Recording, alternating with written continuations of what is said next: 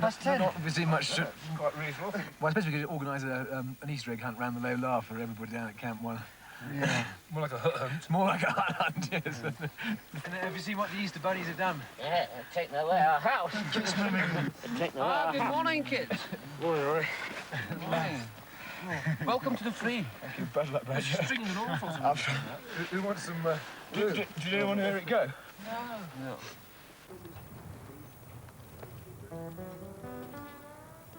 By now, the first teams were on the mountain proper, fixing ropes up the French spur to the top of the west shoulder and searching for a suitable site for Camp 3 about halfway up. It may look all very picturesque on film, but in reality, a few days at a time working up here is all you can stand. So now, down there at Camp 2, Merv Middleton is handing over to Dave Nichols. The problem we've had, as you're aware now, is actually finding a camp somewhere in the central section to make a reasonable day's carry. And we're now being pushed much towards having a camp a lot higher up, above the sort of the difficulties. Yeah. We were hoping to put a snow hole. Indeed. And when we dug the other day, about 2 foot under, it's blue ice. Is it? So it's probably going to have to be hack out ledges Yeah. and put the tents in. Yeah. And how many tents have you got up there at the moment? There's one HA tent gone up. Right, okay. There's 2 boxes of rations, 20-odd gas cylinders, 3 cookers, cooking sets, and enough hardware and rope to just about finish the route.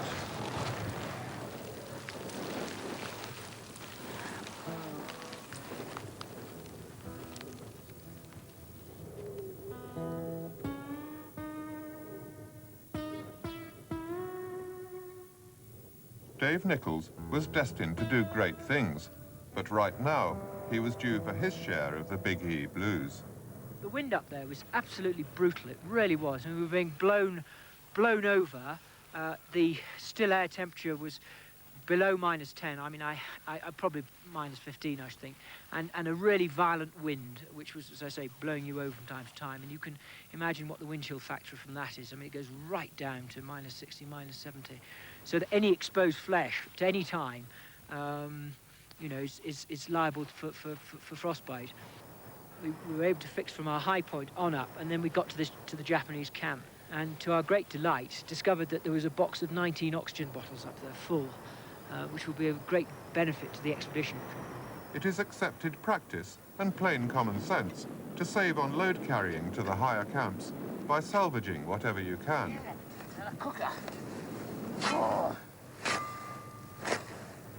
And up here, camps consist not only of tents, but snow holes dug deep into the frozen mountainside. Here's Dave Nichols again. All 4 of us set to in digging into the side of the bank of the snow, and we managed to dig a 3.5-man snow hole. There's a sleeping ledge that needs to be finished off for somebody else. We reckon that we've done enough. We've done our bit there. And the reason that we're going for snow holes is because the wind's so strong up there, it's going to tear the tents to bits. And funny enough, you can have a very nice night's sleep in a snow hole, and it can blow an absolute hoolie outside, and you don't hear a thing. Yet if you're in a tent, you really do feel it, and it can be very, very frightening with the wind battering against the canvas. But even snow holes aren't perfect, as Al MacLeod was to discover. The snow cave is full of snow. Just about as cold as the old Chinese hotels. What sort of temperature is it? About -22. Once you're on the ridges, blowing nice and clear. Excellent walking. There's a lot of days walking in Scotland. So what's the plan now? Well, now we've ransacked this, the Japanese Camp 4. We've got to go back down and dig another snow hole at our Camp 4. And we head down tomorrow for a good rest and some of this well-hidden whiskey that we've not seen for weeks and weeks.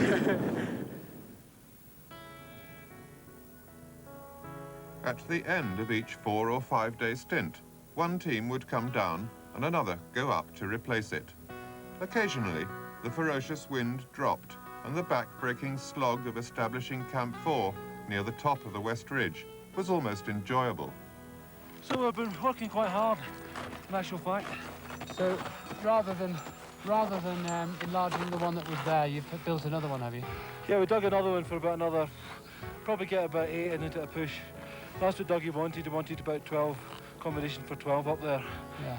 So it's been a hard day, actually. It's been a long day.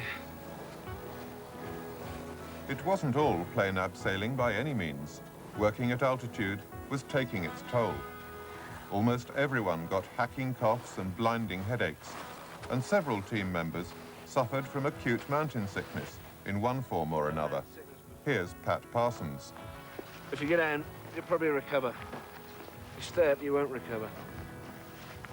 It just pisses you off that the rest of the lads are up there pushing the route ahead. And as you say, heading in the wrong direction. What is it you've actually got? I mean, how do you feel? I feel like I've got a bloody avalanche happening in my head at the moment. Just headaches, vomiting, total sort of incapacitation. Can't even speak properly. So, go drink some whiskey down at base camp. Bloody doctors, I mean, doctors, complete waste of time. Al Miller, who I was sharing a tent with when it happened, all he could say to me was he looked down at me, he said sort of follow my finger round, you know, which I tried to. And he said, bloody hell, mate, you look rough. I hope you don't snuff it tonight. And that's about all the encouragement I got from him.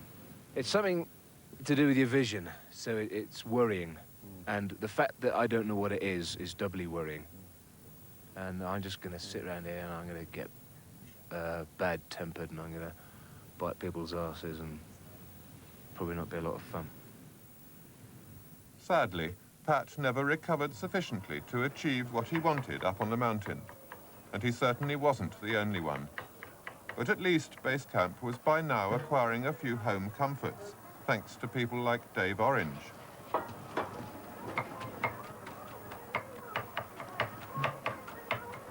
I used to be a baker before I joined the services, and I took my city and guilds and various things when I first left school, and I worked in a one-man bakery for about 6.5 years, baking bread and doing high-class confectionery. You can hear the bips. When they get faster, it means I'm getting closer to tracking the satellite. This is Simon Lowe, the SATCOM man. And I'll start to slow off again in a bit. I think I've just passed through it. Simon, with his satellite phone link, was about to become the most popular man on the expedition. But as it was Dave with his bread, Do you reckon, yeah, cool.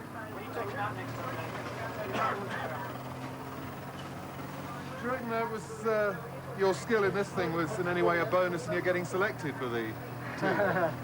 I don't think so. I think it was my mountaineering skills, really, which helped. But I don't know, things like this, the little side bonuses, perk up, shall we say, morale on an expedition. like the sunroof on the car or something. Yes, that's right, yes. What Dave did for our stomachs, Simon did for our hearts and minds. Hello, Corporal Wilson. It's Captain Lowe here from Everest Base Camp. I'm very well. Everyone else is as well. All except one. Marnie, the assistant cook, had developed pneumonia. Does he still feel sick? Vomit? Still? Take the mask off.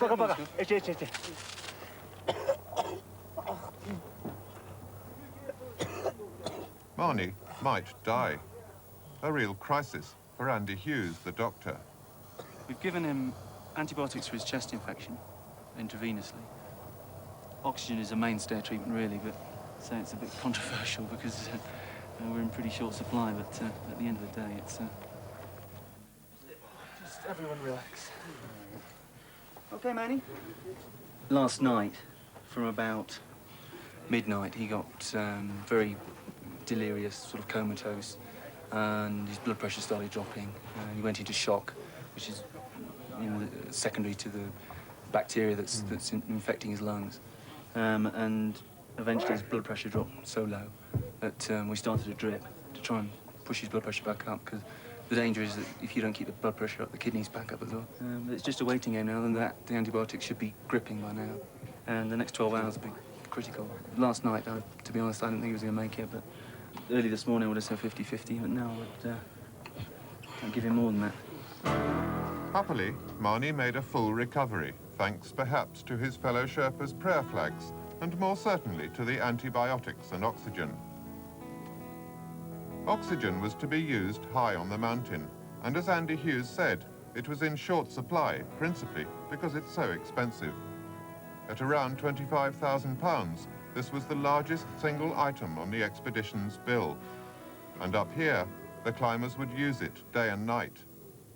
And it is at sleeping which you deteriorate most. And that is, it's not just in terms of your ability to perform on the mountain, but it's your ability to convert food, to be able to keep the blood going around the circulation, to stop things like frostbite, to just to stop yourself deteriorating. I mean, obviously, over about 16,000 feet, you always start to die a little. Dying a little or otherwise, the climbers and their performance on the mountain have been closely monitored by leader Dougie Keelan. In closet consultation with Henry Day, he's now about to pick his front runners for the first summit attempt. Going well, you know, probably in two columns, potential summiters and potential summit supporters. And that grouping would look good presentation, wouldn't it? What's here? Raffles. This just happens to have two raffles, but, you know, RM, dark blue, AMA, it just happens that, you know, I think that looks right, particularly when you look at the other four. Three army and I mean, the balance is looking about what we'd expected, isn't it? My gut reaction is that it would be wisest, in many ways, to get people along to at least recce Camp 5. Yeah. And get a few loads in there on a sort of build-up basis before the push.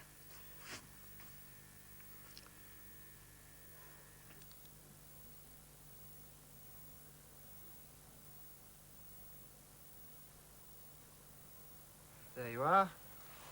Good enough for the Hilton.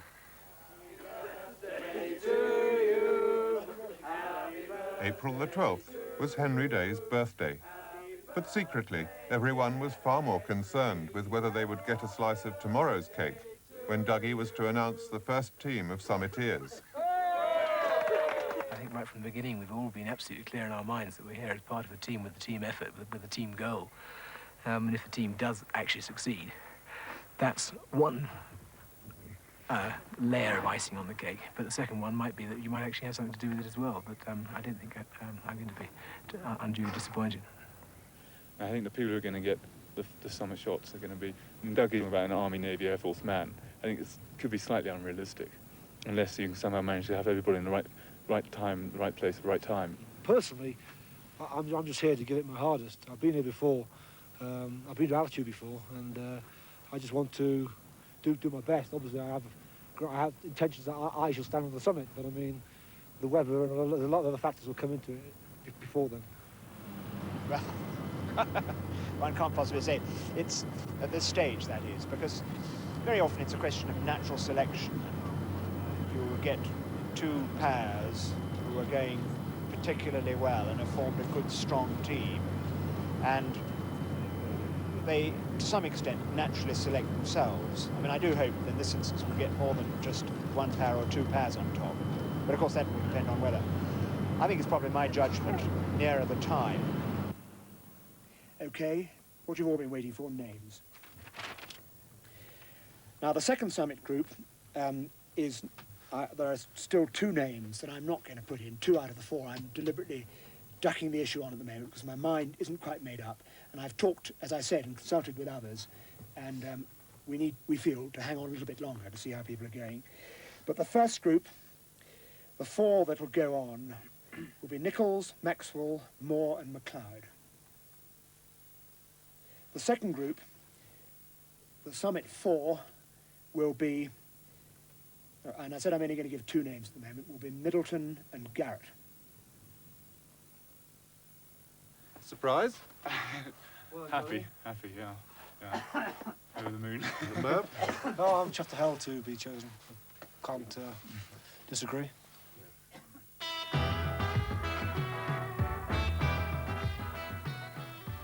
Next week, sights on the summit. The first summit team sets off up the mountain with messages from home ringing in their ears.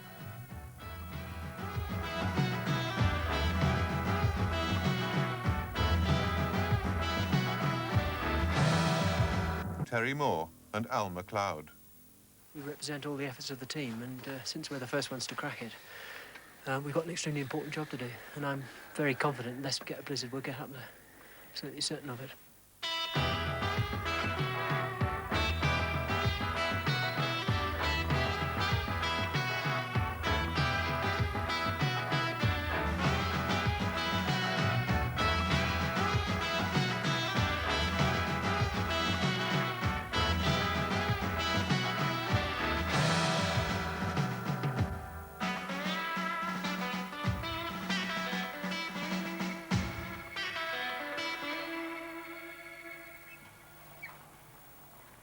It would be 10 days before Dave Nichols led the first assault on the summit. Meanwhile, spirits rose all round at the return of Giles Gittings. Truth to tell, it wasn't so much Giles that we wanted to see as what he was bringing with him, the once-a-month mail delivery. And he had a surprise passenger. One Lincoln Row. Hey! Hello, One Lincoln Row. Hello! Dougie, nice to see you. Good to see you again after this imposed break. Lincoln Rowe, the expedition artist, had at long last been granted his visa by the Chinese authorities. Well, this is welcome to the bath ship. It's a bit like that. Occasionally it stays on the ground, but sometimes it flies. Watch out for it. It's probably film crew. Never a moment's peace. Your letters will take a month to get in, and ours will take God knows how long to get out. So please just be reconciled right at the beginning to the fact that mail is going to be an extremely dodgy number, and please don't get upset for any reason if you don't hear for too long. I mean, I would simply work on the basis that no news is good news. I look forward to the letters enormously. Yes, I do too, but I think, you know, if you know that in advance, I think it's something you just got to cope with. That's it. If you don't know it's going to happen and you don't get the letters, you worry. But if you know you're not going to get the letters, then if you get one, it's going to be a bonus. Absolutely. As Dougie said, it's no news is good news. And just... I've got number 5, number 6, number 7, number 8, number 9, and number 10. All in one go. My lovely wife. Decided instead of writing notes home and keeping a diary, he'd write his diary in the form of his letters home. And so I got them all in these wonderful, great, thick packets. And you get sort of 3 or 4 letters at a time. And then you have 3 or 4 weeks with nothing, where you're happy for a few days, you're walking around and people are saying, have you heard, have you heard? And you say, yes, I've had a great big pile of letters. And then after 10 days, you think, well, it's a while since these letters came. And you're sort of looking at the postman and he's looking at you and saying, no. Well, I've had a few letters and a couple of phone calls, and he says morale is very high. There have obviously been quite a few illnesses on the mountain. I know he had bronchitis quite badly at one point when he rang, although the letter he'd written previous to the phone call said he was much better and fine and quite all right. As far as I was concerned, he sounded really quite ill. Hello, love. How are you? What a lovely surprise. Lovely surprise. All is well. All is well, and After his enforced wait, Lincoln Rowe had some catching up to do if he was going to have any paintings for his planned exhibition.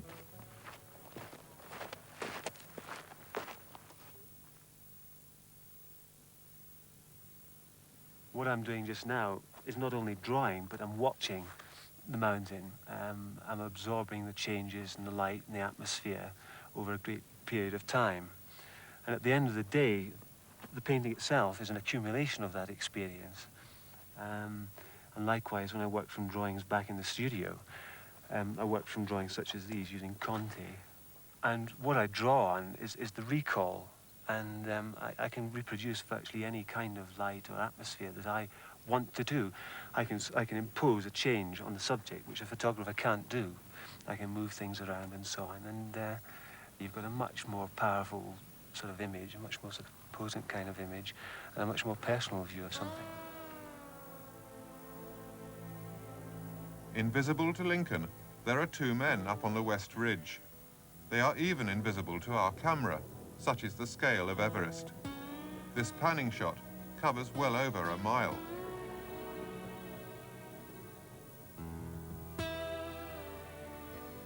The 2 men are searching for a site for Camp 5, somewhere here at the foot of the summit pyramid.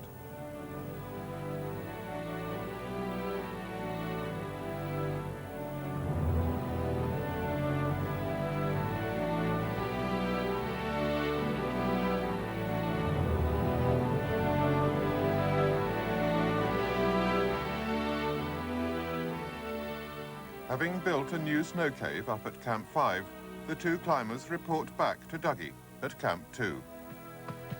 Well, come and have a sit down. First, I'm going to shake you by the hand and congratulate you on this magnificent effort over the last 6 days, Henry. I'm calling it Henry's push, and it certainly has been. It's Ted who likes staying up there. He's into snow hose in a big way. He's done a fantastic amount of work. Has he? It's become a four-man since I spoke to you. Yes. Well, that's it. Here he is, Ted. Oh, this will be better. Welcome. Hello, welcome. Ted. Oh, hello, Doug. I didn't know you were here, mate. Congratulations on your terrific effort over the last 6 days. It was almost fun. Always fun, he says. Coming from you. That is praise indeed. I've only been rude to him twice, so we're both quite unjustified. And I apologise now. Andy Hughes is in the support team for the first summit bid. But as a doctor or a climber? I see myself on the trip as a climber, and that's certainly the basis that, or it's the basis I think I was picked on, and the same for Al Miller. But you're always a doctor, obviously, and you know, you've always got a weather eye on the medical side of things. And if something goes wrong, well, you revert to being a doctor, and you relinquish your role as a climber. And if that means you have to come down with a patient, you come down. It's as simple as that, really. It's not a problem. Of course, you've got 3 roles as well, because you're our cameraman up there. Let's hope that goes well, too. Novice cameraman, yeah. I see that as my #1 role at the moment. So. Good, good. Well, that's as it should be. Thanks, Andy.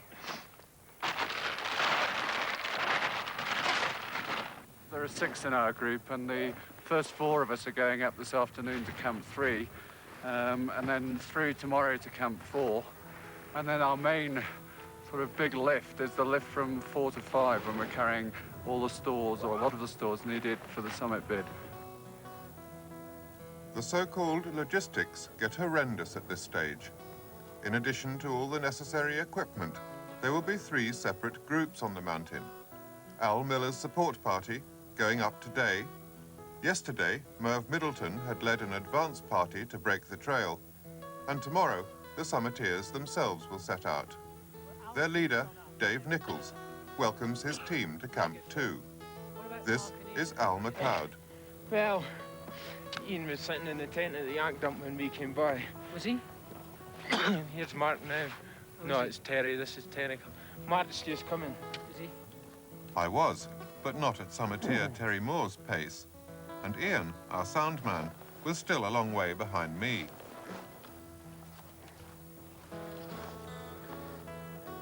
Hello. The camera. We wondered who you were. Where's the cup of tea? This thing. Well, have a look at the mountain, though. Have you got Ian in your rucksack? Yes. Welcome. Welcome back. Hello, mate. Dave Maxwell, the 4th summiteer, joins the rest of his team. Considering they are starting out tomorrow on their 5-day assault on the summit, with 3 of those days on oxygen, there seems to be a degree of confusion about how the equipment works. Strap off that. What about these, Terry? I think that's just a... What about that Just suit to be there? In summary, then, we've got that one, which is the demand. Clearly, we haven't got one complete set here. That's No, I know, I realise that. But I mean, in order to take up, which might be useful. Part of the problem stems from the so-called bonus of the Japanese oxygen found on the mountain earlier in the expedition. So they had the English system and then the Japanese bottles, and they weren't compatible. We found stacks of the regulators, as you've just seen, these regulators. So to make them marry up, he then took the complete life support system, or whatever the name of it is, and chopped the cable. And then he spliced that cable onto the end of that. And so you're walking around with a hood, that cable running from that. So when we came here, there was 4 hacked to death, and just bits of cable lying around. So that it's a bugger's own muddle to try and fucking splice it into there. And it takes about an hour per thing in the sub-zero temperature. Well, I think it's human nature, isn't it? If it hadn't been that, it'd been the weather, wouldn't it? But I can't let you off that lightly. You're in charge of oxygen. I mean, what's gone wrong? People do seem to think things have gone wrong. Yeah, the experience in using it has been very low, so that the learning curve has been quite sharp in some cases. And again, it's human nature. Some people are better at handling mechanical apparatus than others, you know, more sensitive to it. And, you know, you can only tell them, and then they've got to do it themselves, I'm afraid. We were told that things were just screwed on by hand, and you've got to use bloody spanners to do it. We were told that demand systems were up here, which weren't up here. We were told that sleeping systems were up here that weren't up here. And that we were told that all sorts of bloody things, and we just sat here for the last 2 days making oxygen equipment. Good one, eh? And no swearing. Well, the four of you. You took the The future is in the palms of your hands, isn't it? Well, it is indeed. I don't see any problems, Dougie. No, nor do I. On condition your logistics sums are all right, and you give us an allowance for cameras, we'll be all right. Now, Summit Fishcraft, with your optional extra cameras. Now, I don't know if you're going to be able to contrive to have a picture of all four of you. It might be difficult, because it is snow, it's rather than rock at the very top. Well, I've got a small clamp, a camera clamp. So have I. On an ISO. Well, would you please take it? Because I would ideally like... How much does it weigh? I've got a spare Duracell. Up above 25,000 feet or so, every extra ounce will feel like as many pounds for the summiteers. And the higher they go, the worse it will be. Climbing up a camp a day, they aim to reach the top, almost 2 vertical miles above Camp 2, in 4 days' time, Friday, April the 29th. Step ladder and an elevator. This is probably the best day we've had for about 10 days. Easy. Yep.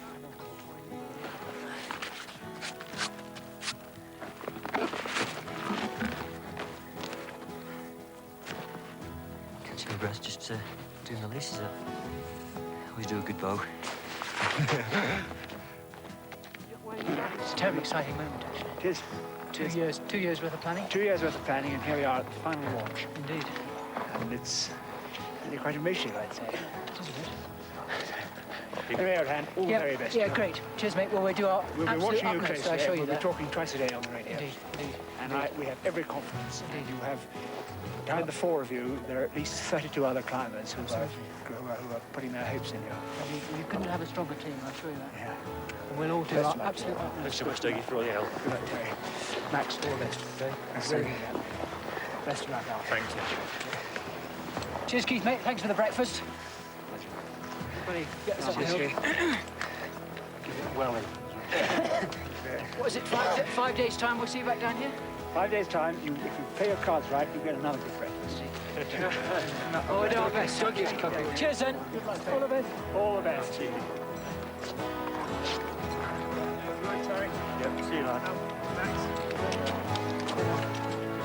Well, I don't know about you, Dougie, but I found that quite emotional, actually. Well, I did too, really, because it's the culmination of, as somebody said, nearly 2 years of planning. It's the culmination of a great deal of effort over the last 8 weeks to get as far as we've got. And here we are, they're launched, and we've launched them, and I hope as best a mode, and in as safe a mode as we can. And they go, as I said, with all our thoughts and all our prayers. This next week, we're going to be biting our fingernails a bit, keeping our fingers crossed for the weather, hoping that they go well. I'm sure they will. And I think really it's just that waiting period which we've got to fill in. It's over to them now. Back in England, wives too were waiting and sympathising. It's a lonely business being the leader, because there are only 2 of his age group there in the team, and quite often they're not there. But he really has to make all those decisions himself. And what do you think he will be like in that position? Very good. He's very good.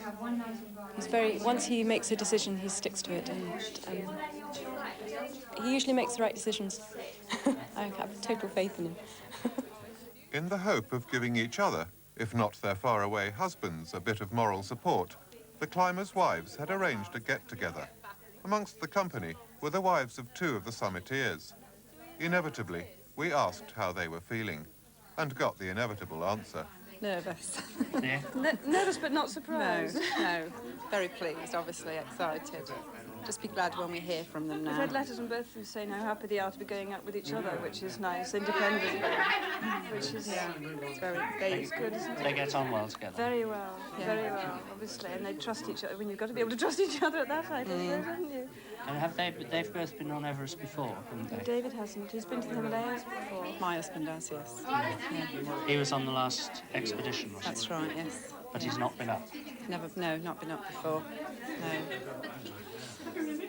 So how are they feeling about it? Over the moon. Ecstatic was the words from my husband on the phone.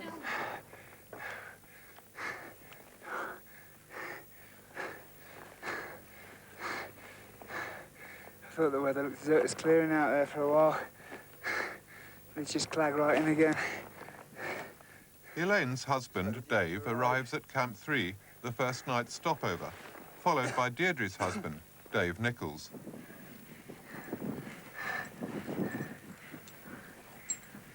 I thought he's putting some effort into it now.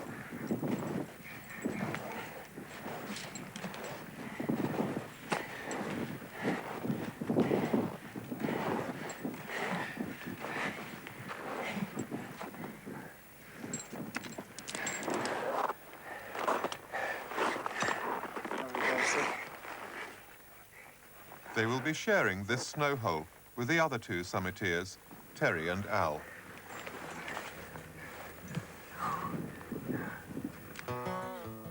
The next day, Al Miller and his support group were to set off towards Camp 5, carrying the essential equipment to establish the top camp, Camp 6, in the Hornbeam Couloir. But first, they had to tackle the West Ridge. The West Ridge is long. It's 1.5 miles. In fact, it's almost 2 mountains. You climb 4,500 feet, and then you've got 1.5 miles, which is not flat like people say it is. It's a 1,000-foot climb along that 1.5 miles, and the line of communication becomes extremely long and drawn out.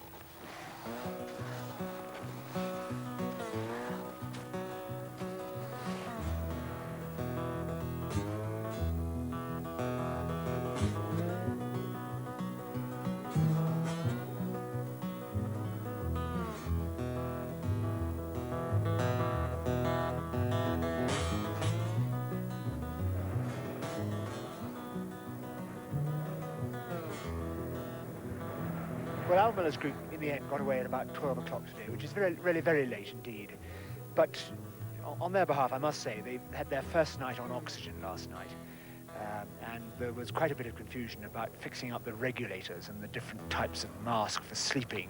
So, all in all, with the oxygen and the need to sort out the loads, and the fact that it was a very cold wind indeed, I think that we can give them the benefit of any doubt about a late start. And as you can see behind you at the moment on the ridge, they're moving quite well, and I have every confidence that they'll get to Camp 5 tonight. It's very hard work. 75,000 feet. I used to do this sort of thing on the beach as a kid. It's a bit different now.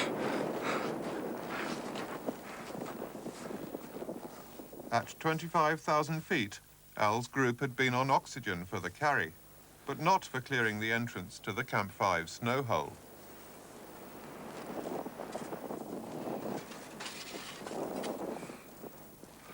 Doing the same journey along the West Ridge towards Camp 5, the Sherpas reckon to do without bottled oxygen. They just carry it, 36 pounds each load. Namaste. Kastacha. Shabash.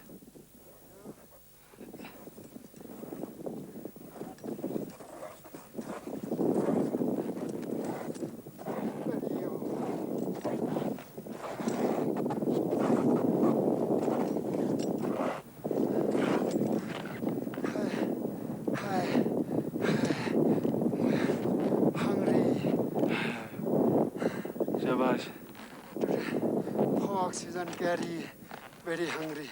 4 bottles.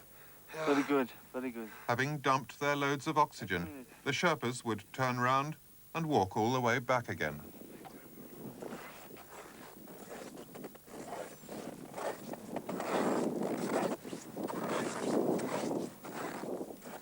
The last group to make the 4 to 5 hour trip to Camp 5 is the summit team. This is Dave Maxwell. He does have the benefit of oxygen, and it helps, but only so much.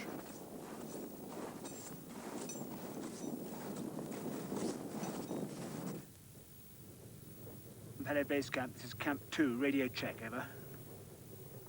Base, okay, over. Hello, Henry. We've had, first of all, a resume on progress. Everybody seemed to get over to Camp 5 as far as we could see without any problem, and certainly the Sherpas are well back along the ridge towards Camp 4. The lift of orange oxygen from 3 to 4 seems to have gone all right, except for one. I think Skuodas has blown up and appears to be coming down back to here, and I'll send him down to 1 to relieve Duncan Strutt, who I think is quite keen to come up and have another go. Over. Roger, over. Laurie Skuodas had always struck me as one of the strongest on the expedition. He was certainly the biggest. His hands would dwarf even a Yeti's. In Scotland, he runs the mountain training school near Ben Nevis. But Ben Nevis is not Everest. Oh, totally and utterly knackered. Walked today and was so keen on getting to 4. Got up towards Jap 3. I've just no legs, no heart, no lungs. I am just spent. I mean, really, just nothing. I so wanted to get there. My body would not let me get there at all. And Andy, he took my bottle off me and said, look, for goodness sake, got the Jap 3 and get some smashing pictures. There was no way I was going to go up there. I mean, I was empty bag, on good snow, just no way. Oh, I was just switched off. Oh, I'm just like psychologically defeated, full stop, and hacked off. A mile above the deflated lorry, Dave Nichols and his team at Camp 5 can't quite settle on which champagne to have with the caviar. So we got noodles, some American steak that Max found. Yeah, they're only 6 years old. They should be all right. 6 years old American steak. Been in the freezer. Are we going to have a Bernard Matthews meal tonight, or are we giving those away? I think we've given ours away anyway. What about tomorrow? Confident? Piece of piss. Piece of piss, eh? You know, this oxygen, it's like Monroe bagging. So what fight are you going to play? How's it going to go tomorrow? How do you think it's going to go? Well, I'm waiting for you and Max to go all the way to the top and fix the ropes.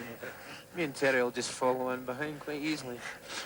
So the plan is that Max and I and Tug and possibly DT leave tomorrow morning at 8 ahead of the others with some fixed rope and some oxygen. Get to Camp 6 and leave our gear there, and then go on up the couloir and try and fix the tricky rock bit in the afternoon sunshine. If we do that, we'll have it cracked for the following morning. And they'll be able to start out for the main summit bid on the Friday the 29th, with the knowledge that that rope is there to see them over the difficult bit, and then they'll go whizzing up to the top. And they've got a radio, and we will be on listening watch down here, and I don't think we'll actually see them wave from the top, but at least we'll get the word when they're there, and we hope we can pass it out live. Confidence at Camp 2, confidence up at Camp 5. Over the next 2 days, the 4 summiteers will be following this route. In terms of sheer vertical distance, it's less than a mile to the top, but it is the highest mile in the world.